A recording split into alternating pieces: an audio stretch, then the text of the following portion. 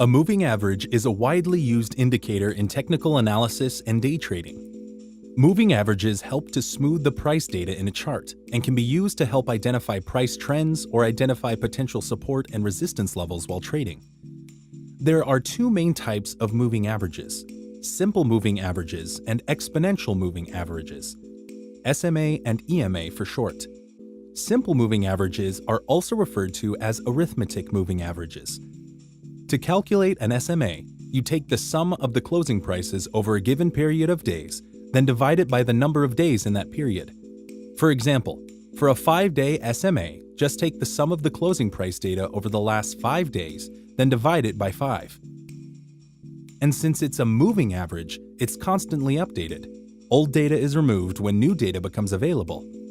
If your SMA is based on a short time frame, it'll be more volatile, but will closely follow the source data.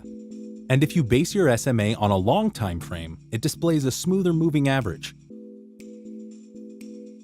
Exponential moving averages, also called exponentially weighted moving averages, work a little differently from simple moving averages. EMAs place greater weight on the most recent data points than SMAs, which means they react more significantly to recent price movements. Both kinds of moving averages are calculated using data from previous days, making them lagging indicators. In other words, they can only display changes that have already occurred. Because of that, traders and analysts commonly use moving averages alongside other kinds of indicators to get the best understanding of market trends.